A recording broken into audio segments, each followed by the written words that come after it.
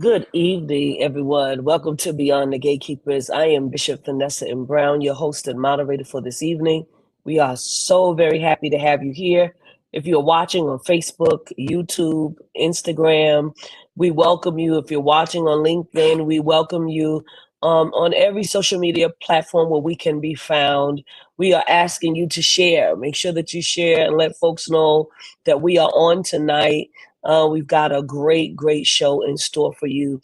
We are excited about our guest. There are some things happening and going on in the land. Before we start greeting you, we want to certainly bring on our presiding bishop. She helps to facilitate these conversations with me. She's the presiding prelate of the Fellowship of Affirming Ministries and the senior pastor of City of Refuge United Church of Christ. Bishop Flunder, say hello. So good evening, everyone. It's how good and how pleasant it is for kindred to dwell together in unity. And I am thrilled to be in conversation tonight about something that is incredibly important for the time that we live in. It has to do, of course, with finding peace and solace for ourselves. Yes. Also, it has to do with taking a good, narrow, and really piercing look at what is happening in our nation and what the powers that be are trying to make this nation become. It's not new. There are people that have tried this before in the past, but I believe that with the kind of conversation we're going to have today, we're starting to see how this has occurred time and time again, and to find what it is that we need to find peace for ourselves. Yes. For those that are in our families, in our faith-based organizations, in our communities, and then hopefully enough peace this time that we can ready ourselves in the event that something like this happens again and again. So God bless you tonight. I am thrilled to be in the company of Dr. Judith Weisenfeld and being able to touch bases with the kind of mind that she has to help us navigate what is happening right now. God bless you, and glad to be in your company. Thank you so much, Bishop. We're glad to have you here. And we've got people joining us tonight. And so on Facebook Live, we have Chuck Hunt with us. Monroe, Louisiana is in the house. Good evening to you. Albert Reed is here. Colleen, Texas. We say welcome. Stephanie L. Wooten, Bartonsville, Oklahoma. Welcome to you, Stephanie. Bishop Sonia E. Williams is here. Macon, Georgia, by way of Atlanta. Thank you, Bishop. So glad you're here tonight. Pastor Siegfried Benton, Temple Hills, Maryland is in the house. Sean Jenkins, thank you for being here. Atlanta is in the house. We are very excited to see you. Reverend Dr. Stacy May on Instagram, welcome. Thank you so much. Y'all do me a favor. As I shout you out, give a share. Share with somebody and let them know that we're on. Elder Sharon Gill is here by way of Baltimore, Maryland. Reverend Dr. Beverly Scott Hudson cousin is here from Philadelphia, Pennsylvania. Deacon Valerie Moore, God bless you, is here in the house. Queens and Atlanta representing. God bless. Darlene Connell, God bless you, Darlene, for being here. Queens, New York is here. Lay Pastor Ronnie Jordan is here. Rancho Cucamonga, California. Minister David Williams is here. Bishop Flunder from Harlem in New Jersey. David is here. Bishop Michael D. Wilson is here. Decatur, Georgia. God bless you, Bishop Wilson. Sherry James, God bless you. CSL Reno, thank you. L. Lee from Cleveland, looking on YouTube. Thank you for being here. Edwina Perez Santiago, thank you for being here. Desiree Frierson, God bless you. Kansas City, Missouri, bless you. Sincere James, thank you. New Jersey is in the house. Thank you for being on. Yes, Bishop Michael Wilson, Atlanta, Georgia is here. Reginald Nichols, Stockton, California in the house. Thank you for sharing, y'all. I appreciate it so much. We appreciate it. Lavinia Bean, thank you. Kate May, Gloria Mason, Lancaster, Texas. God bless you. Oh, yes, our beloved Colette Walker, faithful to us. Thank you so much. St. Louis is here. Washington, D.C. is here. And Elder Tim Arrington is here. Atlanta, Georgia. God bless you. Colleen Griffiths Sekou is here. Ocho Rios, Jamaica. Reverend Carly Griffith Sekou, Ocho Rios, Jamaica, is watching tonight. Thank you so much. And Melinda Love, Dr. Melinda Love is on. St. Louis is in the house. Y'all keep sharing. We don't want to delay. We have a great person that's here. This woman is going to lead us in the way everlasting by providing us knowledge, wisdom, and understanding in the person of Dr. Judith Weisenfeld. She is the Agate Brown and George L. Collett Professor, I'm pretty sure I said their first name wrong, Chair, Department of Religion at Princeton University, but she has also written a book, which I am very, very excited about. She is the author of several books, but this book in particular, Black Religion in the Madhouse, Race and Psychiatry in Slavery's Wake. Black Religion in the Madhouse, Race and Psychiatry in Slavery's Wake. We want to make sure that you purchase the book. We are telling you the ways. They are going into the chat.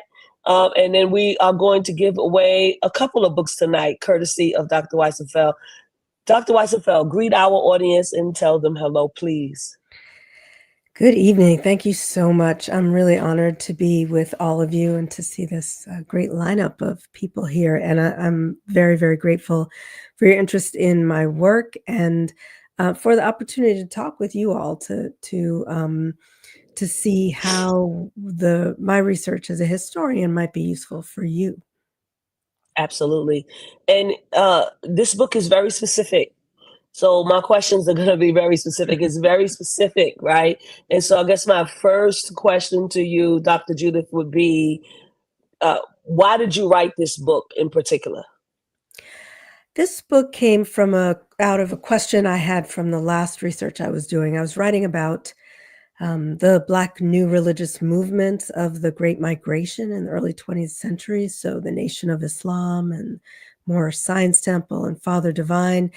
And I found in my research about Father Divine in Harlem that the white authorities in New York were pathologizing this group and sending members to psychiatric hospitals for evaluation. Mm-hmm. And out of that move came some published studies by white psychiatrists associated with Bellevue Hospital in New York that in which they said many things about African American religion, very kind of general things that left me wondering what psychiatrists more generally had to say and what impact that had. So in this New York case, people were being institutionalized because they were part of these groups that were labeled cults. And the studies, though, made much broader claims about like a fundamental nature of something about race and religion for African Americans. And so I wanted to know, and what I found was a very, very long history going back most significantly, I think, to the 1870s, to the immediate aftermath of slavery, in which a host of racist ideas about racial traits and religion became a central part of the development of American psychiatry. So I wrote the book as I worked to learn about this myself, learn this history, and understand what the arc of this story was. Thank you for that. I'm gonna so I think you answered the first question with the second question too, but I'm gonna ask it anyway. And it's around the mental health systems. And it's like an analysis that I'd like you to do. I'd like to find out, what role did psychiatry play in policing Black religious expression? And how might this inform current clinical biases in diagnosing African Americans? So there's a important history within slavery, I'll say that. So, your listeners, you may be aware of some of the earlier theories about that the impulse to run away and free oneself was deemed a mental illness. So this is a kind of under slavery. There was a run away. Wait a pathologizing. minute. I need you to say that again. I need you to say it again. It's true. Running away to free yourself was considered a mental illness. There was a particular psychiatrist who invented this diagnosis called drapetomania that was taken from, I didn't study Greek, but maybe some of you all did, to run away, right? To free oneself. So, I mean, this article frames this desire for freedom among enslaved Black people as mental illness, and the treatment is whipping, powerful whipping to subdue.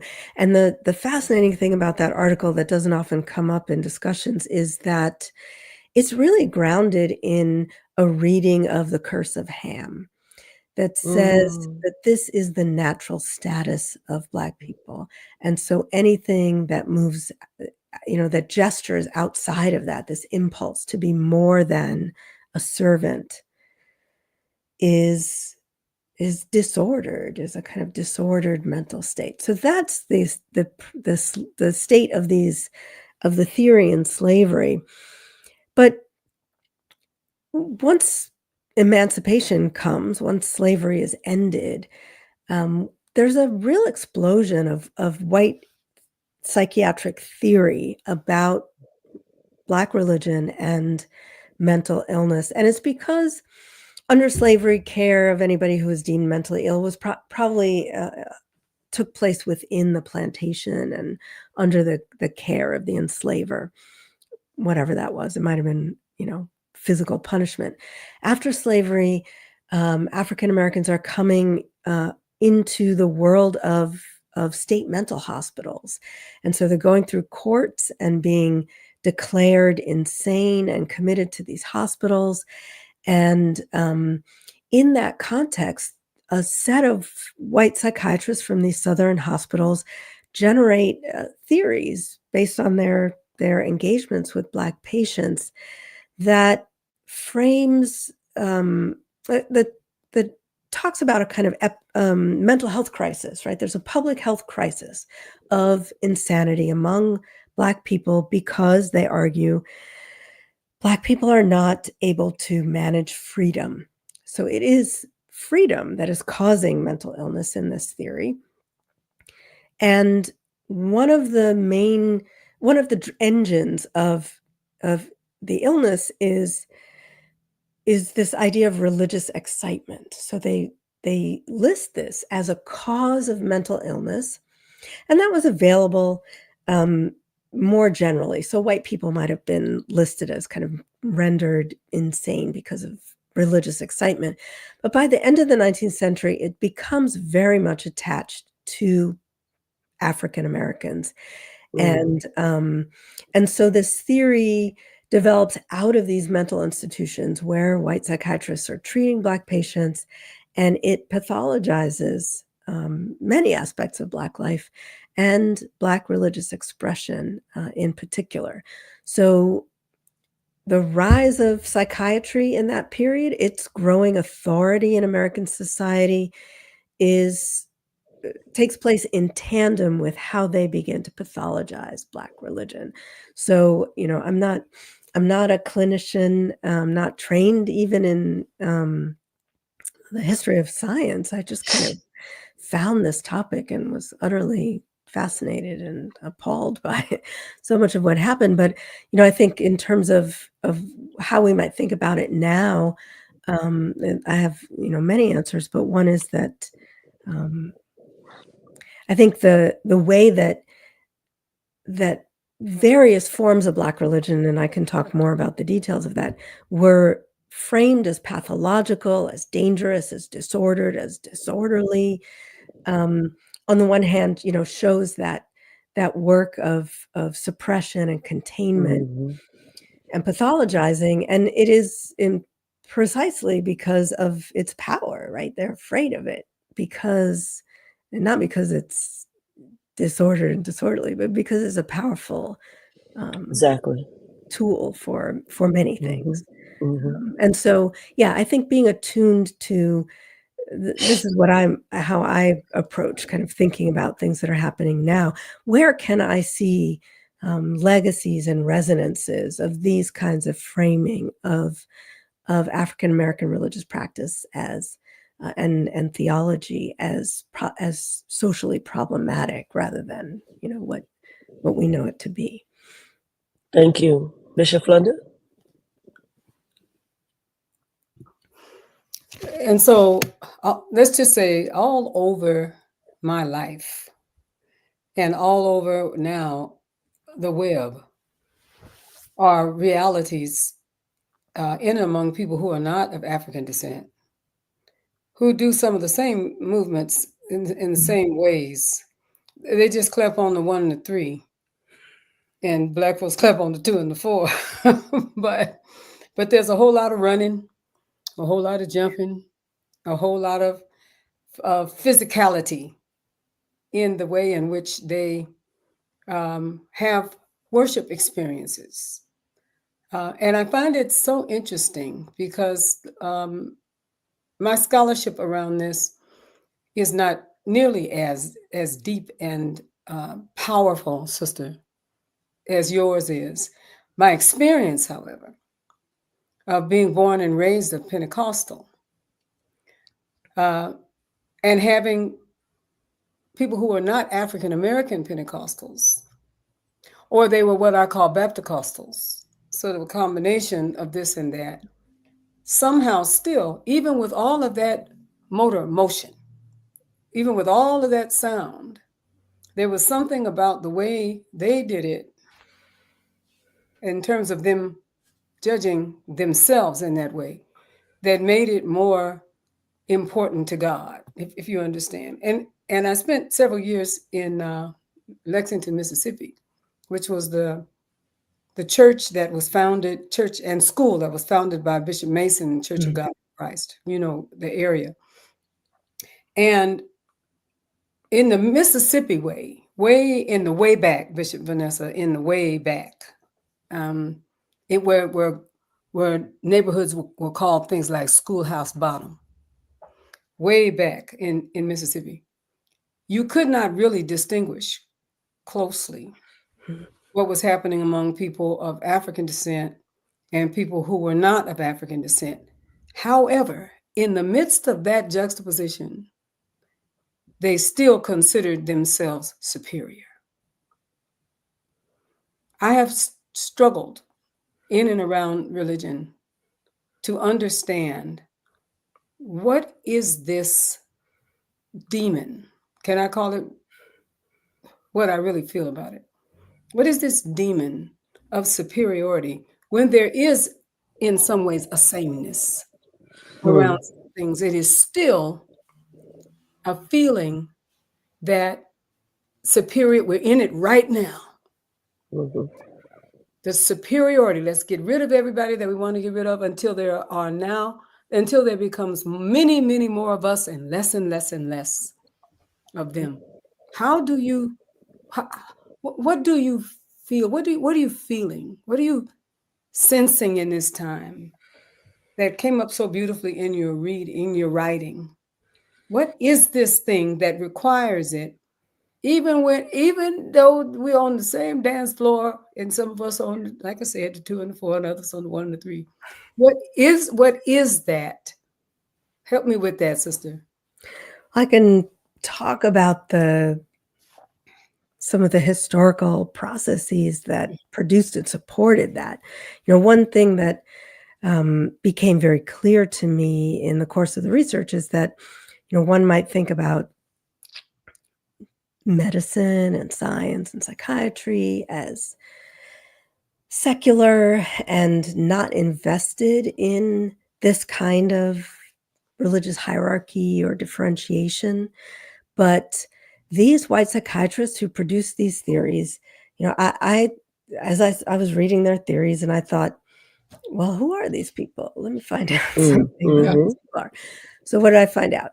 Meant two things. One, many of them were from enslaving families. Some of them enslaved themselves. I Many of see. them fought for the Confederacy. And when they said things like, well, these Black people can't manage freedom, they spoke that from a position of enslaver, beneficiary of slavery. So that was one thing. The other thing is that they did not present themselves as secular scientific actors versus these religious people who were out of control. They were Protestants. They were Methodist, Baptist, Episcopalians, Presbyterians, very involved in their churches and denominations. So they were doing that work that you, Bishop Flunder, were just talking about, of differentiating and marginalizing certain practices, beliefs, denominations, churches as inappropriate for society, and therefore, right, making their own the good, true kind of religion. So that's one thing. And the other, though, is that when you get to the question of varied people in the same place doing the same thing, as holiness theology becomes prominent, and then Pentecostalism develops, and Church of God in Christ and Assemblies of God, what I saw in the history was that these white psychiatrists begin to they recognize, there are revivals, or even looking at Azusa Street, or all kinds of revivals that are multiracial events, and they always blame the Black people there for kind of infecting. They talk about a kind of the communicated insanity. They publish psychiatric studies about how Black people can communicate insanity to white people through conjure, through a certain kind of preaching, through bodily movements. And so this is exactly what you're saying, even within an arena in which the participants are, see themselves maybe as, doing the same thing, the theory says, but, if the white people are doing that, it's because they've been rendered less than by proximity to Black people. Wow. This is, you both mentioned historical trauma. That's what I'm hearing. You both Bishop Flunder and Dr. Judith, you're mentioning historical trauma. So I because I want the people to hear it. Thank you all for coming in. Thank you for joining in with us. How might we trace a through line? Because there is a through line between the racialized logic of the 19th century and the present day mental health disparities faced by Black communities right now today. Yes. Yes. So what characterizes the early psychiatric theory that comes out in the late 19th century, right, in slavery's wake, as these theories are suppressing resources in Black communities for making freedom, right? Pathologizing churches and theologies and other kinds of religious practices. This I lost my train of thought.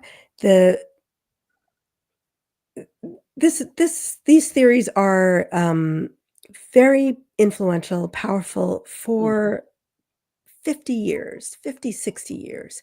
So by the time you get to the 1930s, 1940s, white psychiatrists are still citing this literature about about what they talk about as racial traits that fix Black people in certain kinds of modes of expression that kind of strip agency, that say, like, this is a manifestation of a racial trait. It is how you're kind of inevitably made to be. And so I think that again, there's a real legacy of that perspective that refuses individual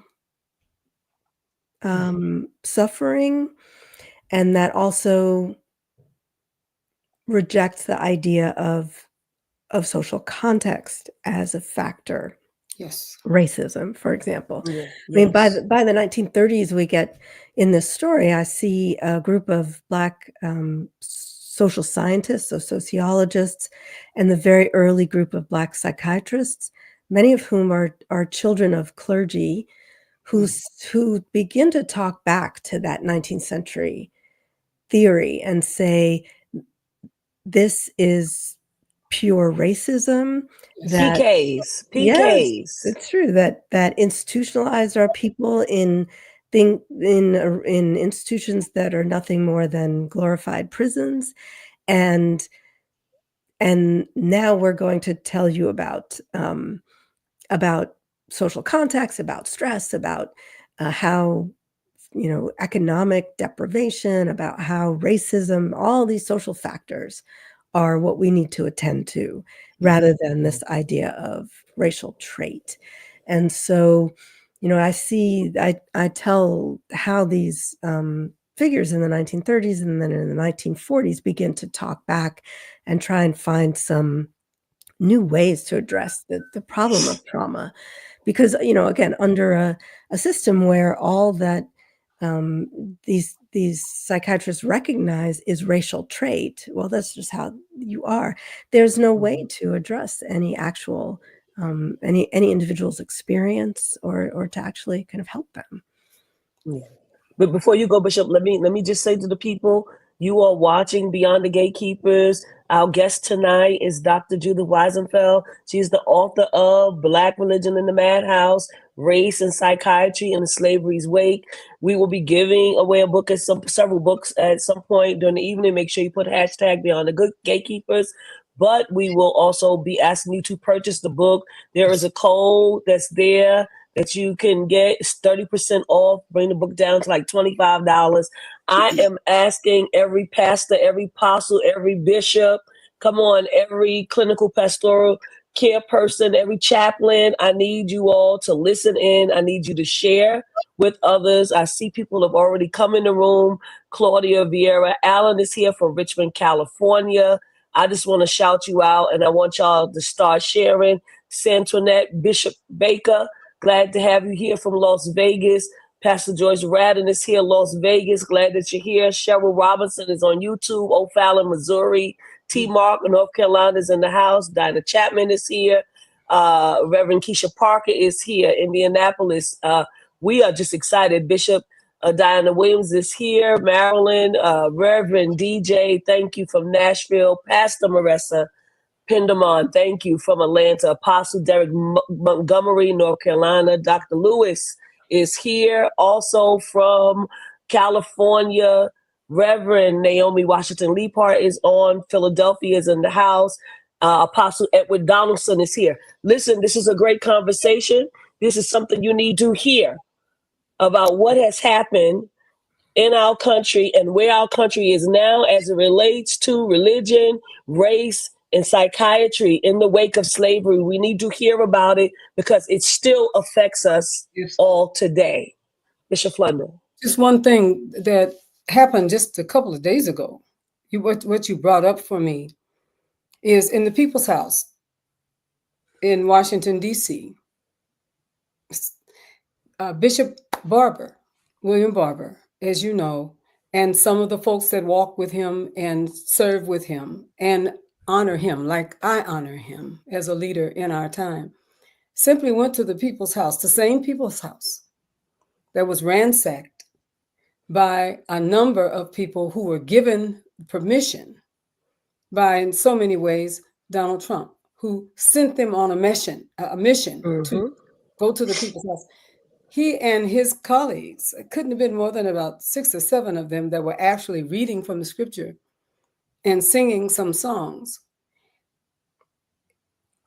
The guards were sent to them to rustle them up and to take them away.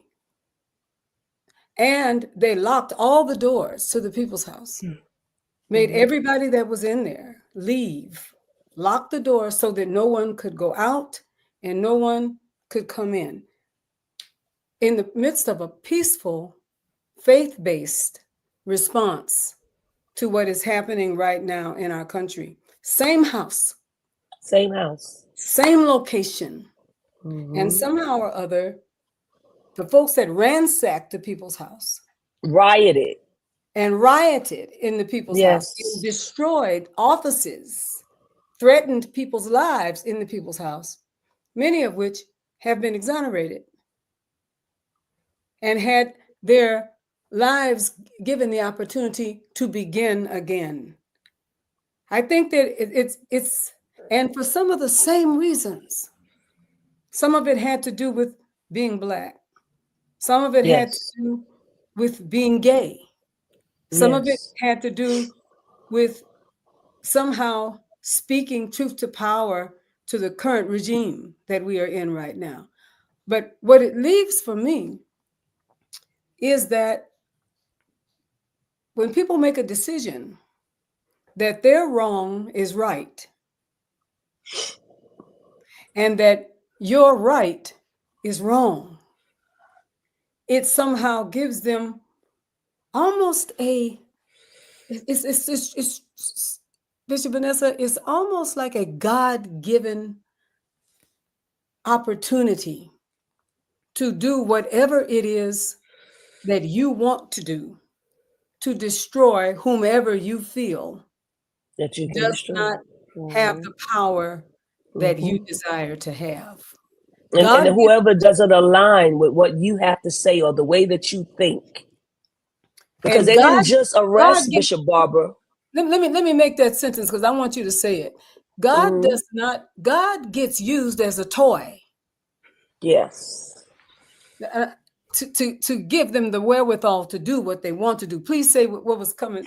I'm just going to say that they didn't just arrest Bishop Barber. They also roughed him up. They did. Clearly a man with a visible disability. That's right. Not an invisible disability, a visible disability. And they roughed him up and some of the people that were with him as well. And they had to have been terrified of him. Absolutely. To lock the doors and run the people out. Lock the doors and run any of the citizens. Tell everybody you have to go. Everybody has to go. All the doors are being locked with multiple gun-bearing people. It is the most ridiculous state of affairs I have ever seen in my life when it juxtaposed to what Donald's people did to the people's house. Talk to us. Absolutely. Flying for Christian flags and wearing crosses and having, right, in their view, in the name of Jesus, they were doing that. That's right. But I think I've been thinking a lot in terms of the legacies about these questions of danger and power, the kind of two sides of a way that the white psychiatrists viewed varieties of Black religion, because it's also, when they are thinking about, when they're claiming religious excitement is a cause for mental illness, and they racialize this as Black, they apply it more frequently to Black patients, they highlight two key components for them. One is emotionalism, and that's when they're talking about revivals and certain kinds of church meetings and Pentecostal, baptism in the Holy Spirit and speaking in tongues. And the other thing they talk about is superstition. Black people are naturally superstitious. And that is a reference especially to practices of conjure, but a variety of kinds of like healing and root work. And that's an arena in which they see, again, power and danger. They recognize the power and they are afraid of it. And it's exactly what you said. They recognize Bishop Barber's power and had to, again, render it disorderly and contain it in some way. And this psychiatric theory does that kind of work as well. Thank you for that. Do you observe differences in how Black women's religious lives were pathologized compared to Black men? And what might this say about intersecting oppressions of gender, race, and mental illness? Yes. When I started the research, I actually thought I was going to that this would end up being a book about Black women in religion, because I thought they would be most subject to having kind of religion pathologized, because of what I had thought about the way ideas about hysteria work, for example. And I didn't find that exactly. I found gender operative in one important way, which was that when the late 19th century, early 20th century white psychiatric theorists talked about emotionalism as a problematic thing that rendered Black people kind of liable to mental illness, that what they were doing there was feminizing the race. And through that feminizing of African Americans as overly emotional and not rational, right? And saying Black religion is emotion and not moral or ethical, that they were making that higher, producing hierarchy in that way, right? Through feminizing. But the other, I found there were many Black women who came before courts and were committed to mental institutions. And what I found there, so there are fewer of them in the institutions than men, just by a little bit, partly because you could, if people were committed, families could say, we'll try and take care of this person at home. We'll vouch for them. We'll bond them out. And I think women were probably bonded out, given a chance to recover at home. So what I want to say too is that it is the case that there were people who were in need. They were in need of care. So it's not simply a case of everything being pathologized and everyone being railroaded. It's the kind of intersection of mental distress and racist theory made these experiences so different from white patients. But so this idea of religious excitement gets attached to all kinds of things in very odd ways in the records. So they would say, like, religious excitement and reading too many books, religious excitement and financial religious excitement. Like, I'm just like stuck on that. Religious excitement. Wow. Religious excitement. And there's this one case of a woman who is very involved in the campaign for an ex-slave pension that was going to give reparations to people who had been enslaved, or give a pension to people who were caring for formerly enslaved people. And this woman was very involved in this, and she was committed to the asylum. And the paperwork literally says religious excitement and the ex-slave pension movement. So her political involvement. But for women, we get lots of things about menopause, about postpartum depression, loss of a child is a very common thing. And so those kind of women's bodies as sites where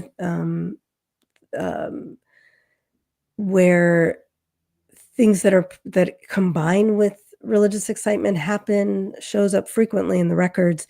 But the other thing I've found too is that when religious excitement gets paired with some kind of physical illness, for women, the doctors focus on religious excitement and ignore the physical thing. And very often it is some kind of disease, it's some kind of illness, and women die in these institutions simply because the doctors are just focused on religious excitement and don't care for their bodies in any way. Well, I mean, that's happening today, right now, as we speak. Every time a woman goes into an emergency room, every time they go into urgent care, their bodies, they know how their bodies feel, but they are being ignored, right? Based upon some of the same thing, maybe not religious excitement, but they are ignoring them. And I'm sure that this all has something to do with all of it. Absolutely. Bishop Flenda, go ahead. There's so much in this So conversation. much, yes. But I'm thinking about some of the realities that also exist all the way back to the suffrage time, when women who were fighting for women's rights were not fighting for Black women's rights. They were fighting for white women's rights. And some of them had servants and slaves while they were fighting for women's rights. So we are a certain kind of women and you are something else. Let's just put it that way. As an important, and I am watching something very similar to that about what is before the Supreme Court right now about Catholic schools being given funds from my taxes, primarily because they want to be able to have private schools that will enable them to find money through the federal government, and simultaneously they want to be able to teach the children what they believe are the ways of God, which for many of them include some of the other realities that are existing right now, where women who are moneyed women, Bishop Vanessa, and they want certain things to happen with their children. They don't want them to be in the same place as my children, Right. and my grandchildren. And they want to make sure that they can have things done the way they want them done. And that is also flying in the face of people who are same gender loving and or trans, and some other realities. But this is a woman on woman war. Yes. Which is very similar to what happened originally. So it still bakes down to race, yes, and superiority. Yes. You understand me. I understand you. Sorry to interrupt. So go right ahead, Sister Judith. I was going to say that one of the things that happens is in these state institutions. So these are large state institutions that people are committed to, and in some states there are hospitals that house Black patients only. So Virginia, North Carolina, Alabama, then West Virginia has one that in the 1920s is founded and has Black medical staff. It's the first one, and then Oklahoma. And then in other institutions, Black patients and white patients, or Black patients and not Black patients, are segregated, and the treatment is labor. Yes. And what other historians of African Americans and psychiatry have shown, and what I found in my own work, is that Black women were put to the most labor in these institutions as well. Absolutely. So, there are farms, there are laundries and sewing shops and shoe shops, and there was, disparate labor distribution, and Black women were given more labor and harder labor, and white women might be in the sewing room. Black women are doing the laundry for the whole institution, or taking in laundry, those kinds of things. So the kind of, one scholar calls it the plantation asylum complex, right? So the plantation regime is reconstituted within a world in which people are supposed to be getting treatment for their illness. It's very sad. Carmen White Janak says, this religious excitement is fascinating in the irony of it all. Whiteness has always worked to steal our religious excitement, to validate their less than exuberant style of worship. Absolutely. Here is this question to you, Dr. Judith, because I think it's a big question, but I believe that you can help us in this area. What lessons from this research do you believe are most urgent for Black religious leaders, mental health professionals, and theologians to engage with today? Well, I think it's not a surprise to anyone that that a medical specialty like psychiatry has a racist legacy.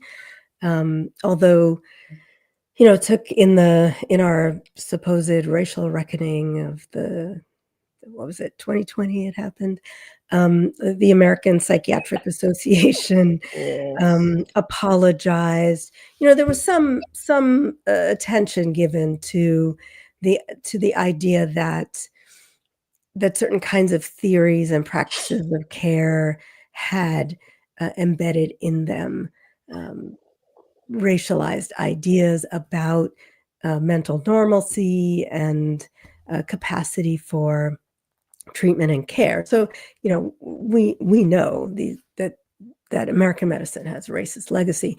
I think that I learned so much in doing this research, and I was very, very surprised to find how important these ideas about religion were to the development of these theories about race, Yes, mental normalcy in their kind of language, and mental deviance, and that it comes from a commitment on the part of the white psychiatrists to centering their religious modes as normal and making everything else abnormal. And I think really attending to kind of when that might be operative, when these ideas about what is normal religion and what is disordered, again, to use the kind of language they would use, is really vital for thinking about how religious leaders might engage people who are in need of care. And also, I think I've been thinking so much about this case of Sonia Massey, who was murdered by a police officer when she called for help. So this happens so often, right? Black people are more likely to be murdered, even when calling for help. And she said to this police officer, as they were arguing over something, she said, I rebuke you in the name of God. Yes. And he killed her. He killed her when she said that. He said, and so I've been thinking a lot about how everything I've learned in researching and writing this book helps to situate.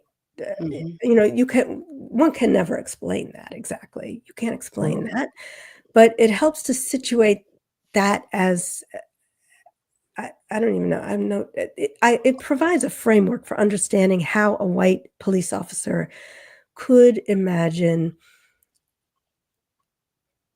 a religious utterance as dangerous, right? It's just every time I think about it, my heart weeps about it, because really what has happened is the same way in which they demonized African faith traditions, right? Going over there to try to colonize us, demonizing us, telling us that we cannot do what we're doing there. We need to be Christians. We needed to do all of these things. And then we get over here, and now we're in America, and you still demonize us. You did everything that you can do to make us let go of our faith and our tradition and the ways in which we worship with all the excitability. You demonize and you vilify, and now making people patients and all of these different things in a psychiatric ward, and it's just unfathomable to me, all of it. He also didn't think he was being recorded. Right. I think it's important to say that the only reason that we know what we know, because you're right, both of you are so right. We know what we know because there was a camera in the corner, and the word got out.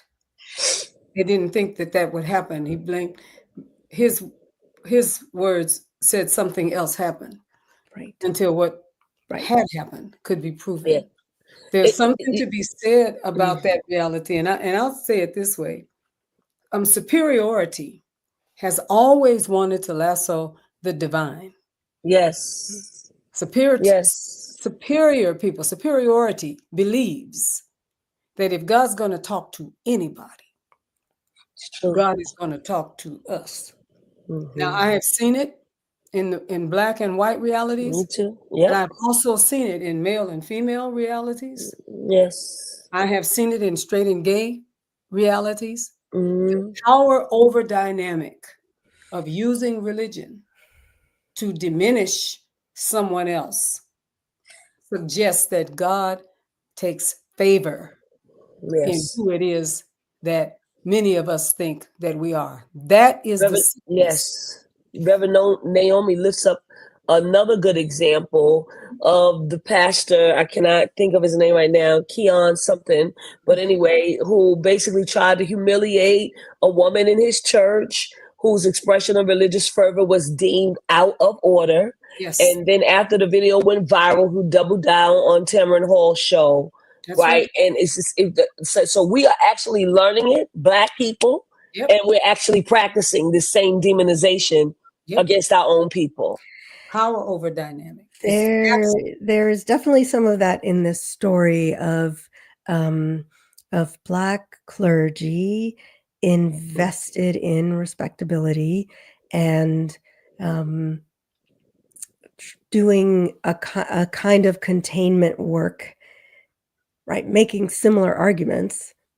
It's too much. It's making us look bad. It's excessive. It's not right. So that it's a kind of surprising element of the story, but again, there's a long history of that, of trying to contain African legacy traditions and too much excess that is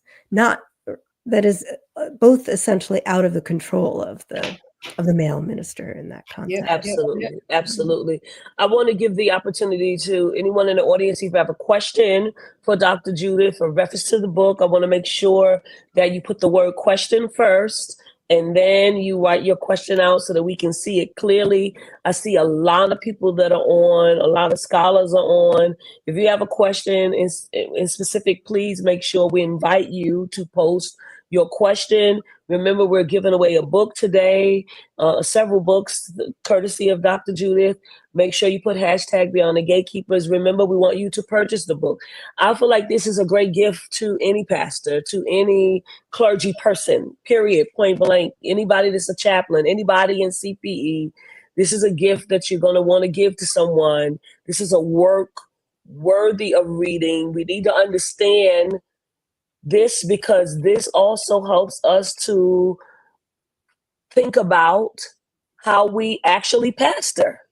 Yes. How we actually, there are so many things that are going on. I see you, Brittany Powell. I hear you saying be aware of religion influence on mental health assessments and treatment of those who may be experiencing a psychosis. As a chaplain, I've encountered many mental health patients who are experiencing spiritual distress, such as struggling with the unknown or have a hard time understanding human suffering. What have you learned about the impact of religion on patients suffering with psychosis, if any? Yes. I think what the history shows is that that very often the people I encountered in the archives of these mental hospitals were off that the language they had, the vernacular, was a spiritual language, that when they were experiencing distress, or sometimes it was even, so it could be grief, it could be family conflict, it could be just profound worry. It's not inconsequential that this story picks up in the incredible disruption of life after slavery, right? People are trying to make a way in a profoundly oppressive context. And sometimes people are having powerfully hopeful visions, spiritual visions and dreams and all kinds of things. And the language is spiritual. And just what I took away is the inability or lack of desire of the medical establishment to engage that as of significance to people in their community. So just to shove it into the box of a kind of pathological racial trait, rather than to understand the ways in which religion and intersected with both how people express their distress, their need, and as potentially a source for treatment as well. When religion came in as a treatment option, it wasn't deployed for people who were diagnosed with religious excitement, but in these institutions, chapel attendance was often mandatory, or people might have to go to Bible reading, and the goal of the superintendents of these hospitals was always to provide the most unemotional religious worship they could. So again, just really not ever attending to what was meaningful to the people in the society. Absence of catharsis. Yeah, exactly. Yeah. Exactly. Carmen White, Jonica has a question, and Apostle Derek, if you go, if you want to know, can we lift the website to order the book? It's pinned. You should see it pinned in your Facebook or Instagram or YouTube. It's there. The code is there for you to get 30% off if you order from NYU Press, which I think brings it down to like $25 or something. So, yep. And Pastor Sue has just posted it again. Thank you very much, Pastor Sue. So Carmen has a question, and her question is, and this is going to be the last question too, how do we short circuit this kind of ideology and provide agency from the pulpit to the pew? That's such a great question. Yeah. Mm-hmm. I mean, one thing that this research shows is if people are wary of psychiatry or therapy, like, there's good reason, right? There's a history that I'm sure lots of people's families have this history. I talk to people and they talk about it. They say, this happened in my family and this is what happened to us.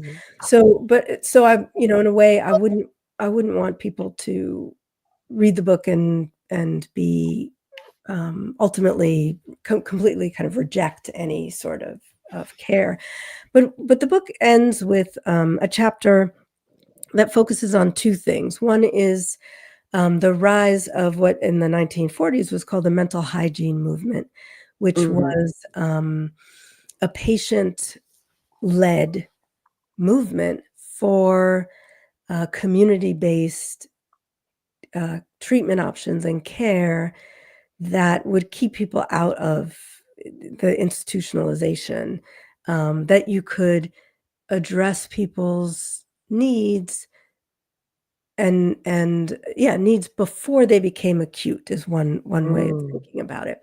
And so I write about Rosa Kittrell, who was a North Carolinian who had a kind of psychotic episode. She was a AME Zion member, and out of her experience in an institution where she said nobody talked to me, nobody asked me what I wanted, they just did things to me, she created this National Committee for Mental Hygiene for Negroes, and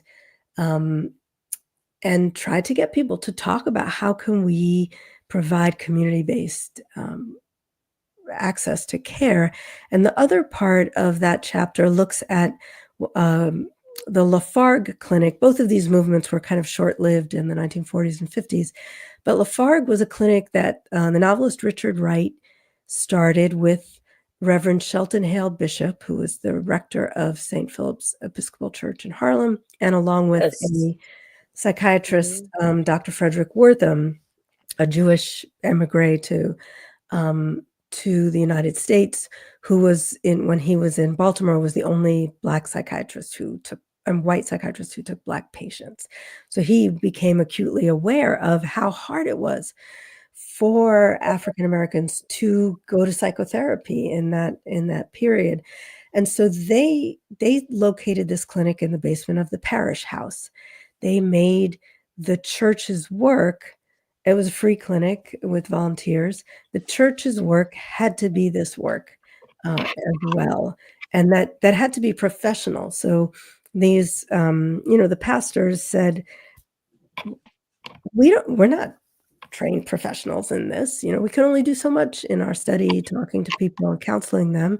And we don't want people sent off to institutions. So what can the church do that can sit between the limits of the pastor's study and the excess of the mental institution? And so that, I think thinking about, there are so many great people working on these kinds of things, partnering absolutely with mental health professionals to provide community-based care that is sensitive to particular needs of different communities.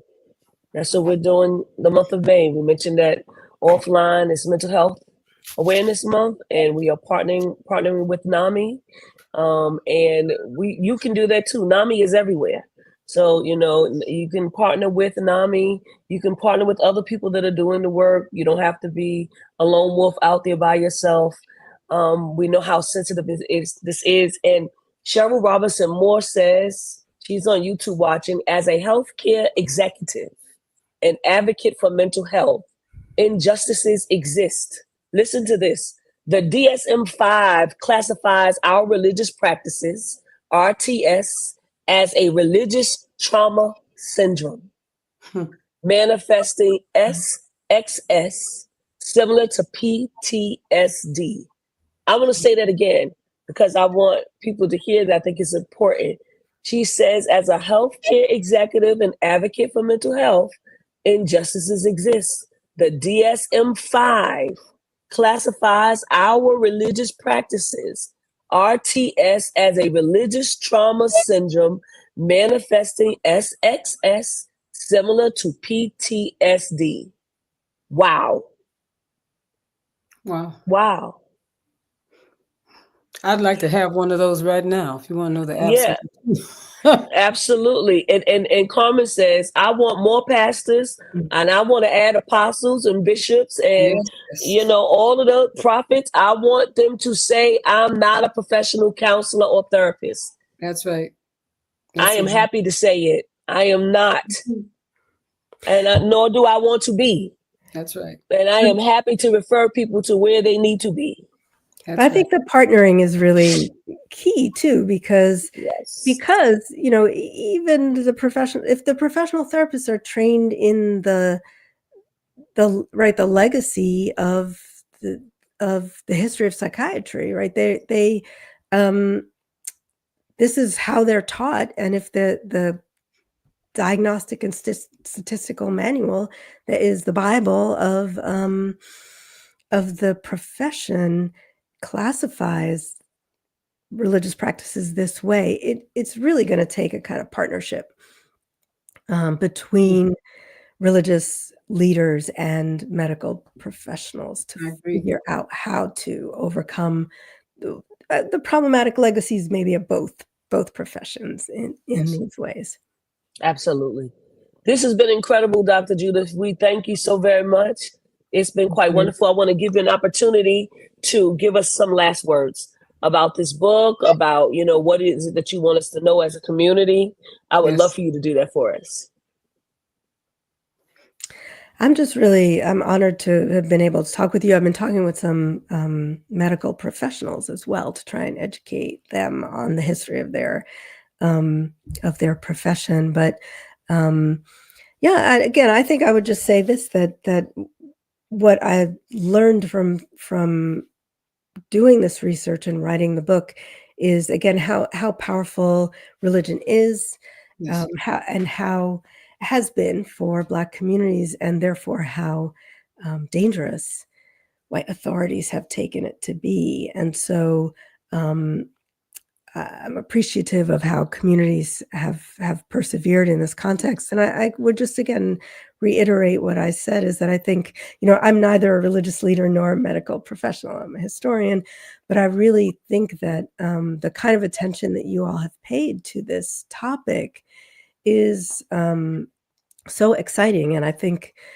it will be great to see what kinds of collaborations come out of this to move forward and provide ways of really protecting people from the harm that that this history has rendered. Yes, yes. Amen. Bishop Flunder, thank you. Thank you, Dr. Judith. Bishop Flunder, do you have any last words? I'm just so grateful for this conversation. It is powerful. Talking to people by the day. Yeah. And encouraging them many times, if you need to have a cathartic moment in whatever it is, the way in which you need to get free and then get ready for what's next. Mm-hmm. Safe, but call out to the divine of your understanding, because we have so much more to do. And God bless each of you. Thank you so very much, Dr. Judith. This has been a huge, huge, huge help for us today. Amen. Mm-hmm. Thank you. The month of May, Pastor Siegfried, is Mental Health Awareness Month. Yes. And we are partnering with NAMI. NAMI is NAMI. NAMI.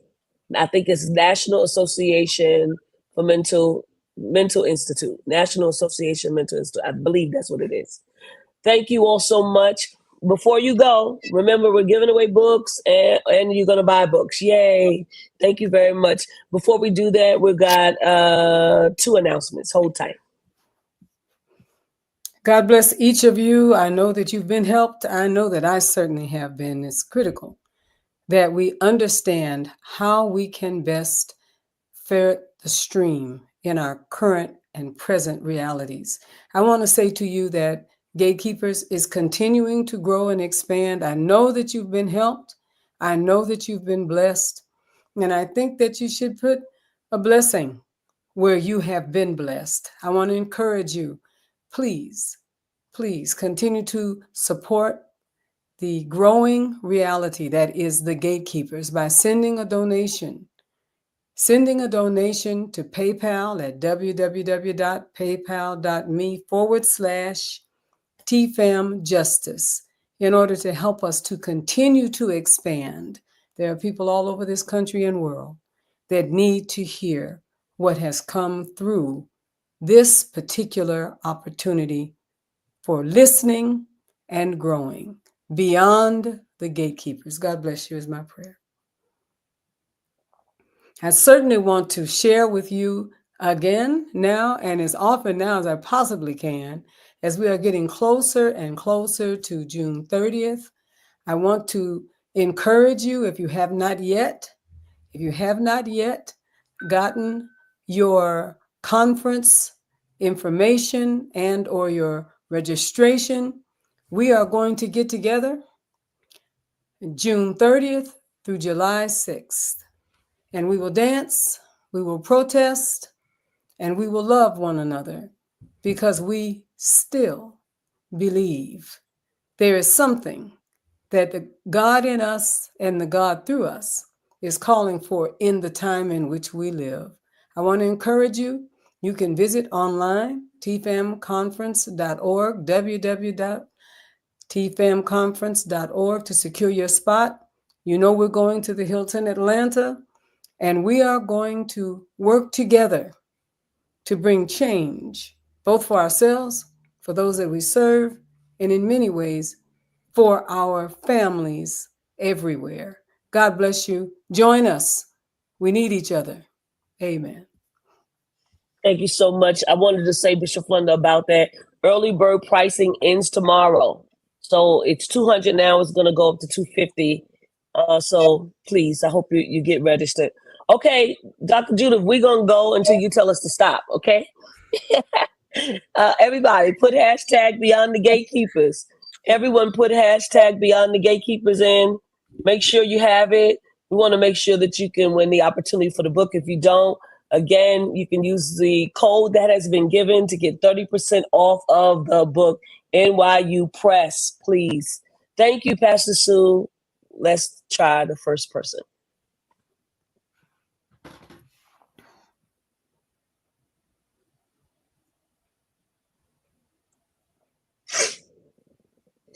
All right. Our winner tonight is Pastor Joyce L. Raddick. She is one of our winners. Pastor Joyce, please go to the Beyond the Gatekeepers page. Make sure you put your full name and address to which you want the book mailed. We will make sure that you receive that. Congratulations to you, Pastor Joyce L. Raddick. Okay, we have other folks. I see you putting it in, but I could tell you right now, if you have any spaces, it's not going to work. Hashtag Beyond the Gatekeepers is all one word. All right. That's right.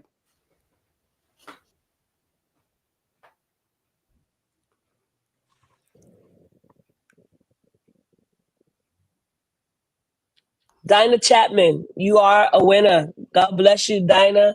We appreciate you so much for watching Beyond the Gatekeepers. Please do the same thing. Go to Beyond the Gatekeepers, hit us in our messenger. Make sure you put your full name and address. We're going to make sure you get the book. Congratulations to you again. I see people I see more and more people. I see my sister in there. You see your sister in there? Sister? You're getting one for free. Great. Bless you, sister. God bless you. She said one more. Come on.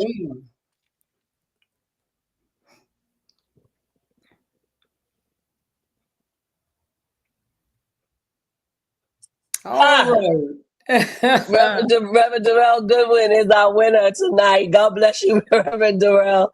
Thank you so much. We're glad that you won. And make sure you go to our inbox, put your full name and address, and we'll make sure you get the book. Dr. Judith, one more time? One more time? One more? Yeah, sure. One more. All right, four. This is it. One more person.